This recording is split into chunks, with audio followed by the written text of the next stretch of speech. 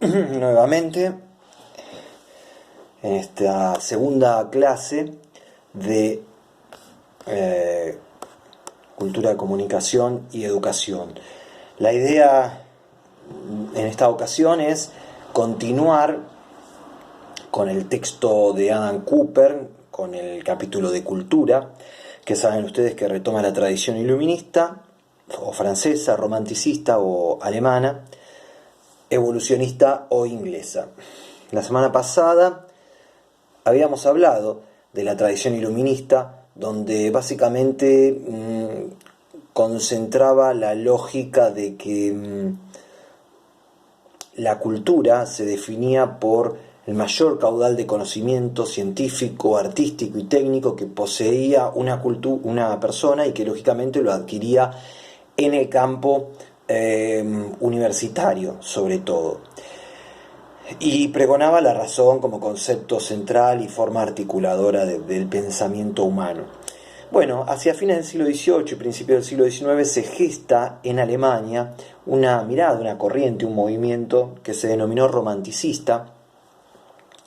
Es un movimiento que se opone no en el todo, pero sí en la parte al iluminismo, dado que no van a negar el avance científico que lógicamente está mejorando la calidad de vida de todos para esta época, sobre todo en el campo de la medicina, pero también le van a agregar otras cosas que definitivamente el iluminismo burgués dejó fuera, excluyó de la definición de cultura.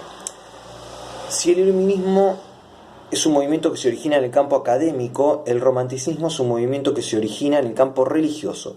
Son ministros protestantes alemanes, ya lo dijimos, quienes van a pregonar otras ideas. Van a decir, bueno, verdaderamente a la definición de cultura del iluminismo hay que agregarle todas esas prácticas asistemáticas que han quedado fuera de la noción de cultura. ¿Cómo ser? Bueno, como primera medida, lógicamente la religión de un pueblo o nación, ya no para todos los pueblos lo mismo como pregonaba el iluminismo, que es un movimiento universalista, sino que el romanticismo alemán, que es particularista, quiere atender en las prácticas idiosincráticas de cada pueblo o nación.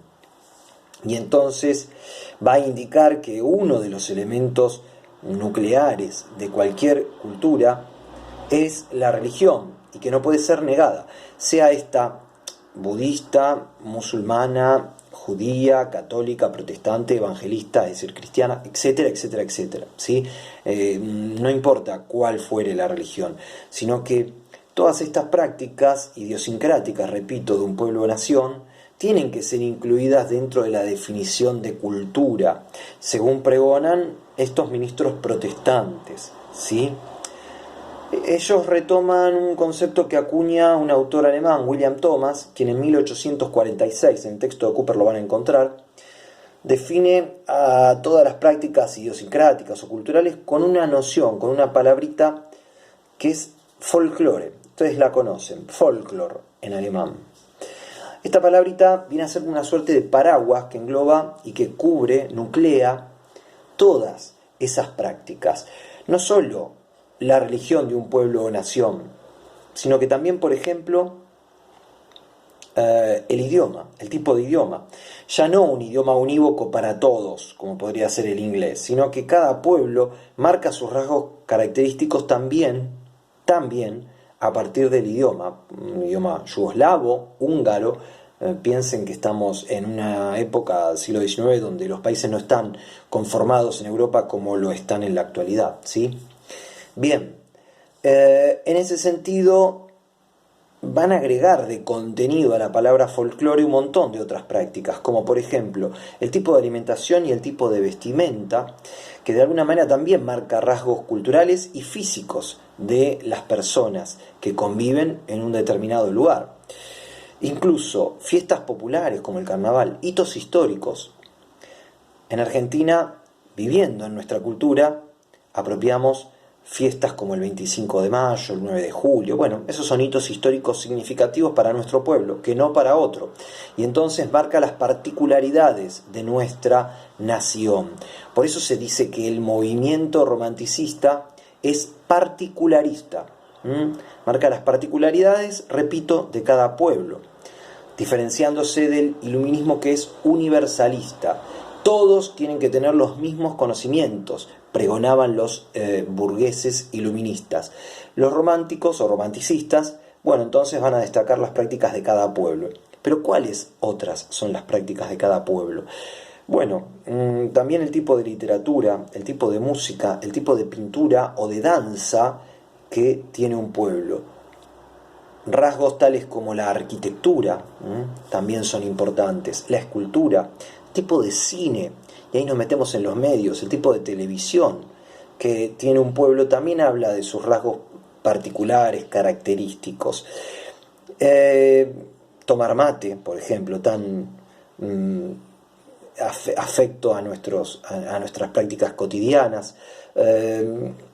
Todas prácticas que quedan fuera del campo, insisto, universitario, académico, facultativo, y que los romanticistas vienen a pregonar que también son importantes, y lo definen como cultura asistemática. Si la cultura sistemática tiene que ver con cada eslabón, cada paso que uno da en la escuela primaria, secundaria y terciaria o universitaria, ellos van a pregonar otros eslabones, otras prácticas, otras maneras de conocer y de también ser culto, apropiar la cultura. Por ejemplo, un gaucho que está, o una persona del campo que está leyendo factores climáticos, mirando el cielo, y entonces sabe qué decisiones tomar para su trabajo de agricultor o de ganadero. Y eso también es una práctica sumamente importante, relevante, y que tiene que ser parte de la cultura. Lógicamente, la noción de cultura del romanticismo lo que agrega es que todos somos cultos, todos estamos insertos en un sistema cultural y por lo tanto también tenemos que ser aceptados aun cuando vengamos de un lugar o de otro. Nuestro sistema educativo incorpora elementos de ambas corrientes, del iluminismo lógicamente, porque se enseñan ciencias, artes y en las escuelas técnicas también técnica lógicamente, y del romanticismo porque sabemos, y esta cátedra lo pregona, que debemos aceptar a cualquier persona que venga desde otro lugar con otras prácticas e insertarlo en el sistema. Si yo tengo un niño que llega de otra provincia o de un país limítrofe, lo mejor que puedo hacer para que se sienta cómodo y para que los demás lo incorporen en el grupo, tan importante, sobre todo en la edad de la niñez y de la adolescencia, y entonces lo que se debiera hacer en una labor pedagógica es tratar de permitirle a ese chico que muestre, que relate aquellas cosas que realiza, y entonces los demás podrán aprender y aprehender, es decir, incorporar otros saberes que trae una persona desde otro ámbito. Y de esa manera construimos ciudadanía, de esa manera somos inclusivos y trabajamos en pos de un sistema educativo, bueno, perfectible. No decimos perfecto, pero perfectible, que vamos mejorando año tras año, día tras día, con nuestra labor. Los romanticistas, entonces, se afirman en que la definición de cultura debe ser realmente mucho más amplia y debe incluir todos estos elementos que en forma elitista el iluminismo no aceptaba.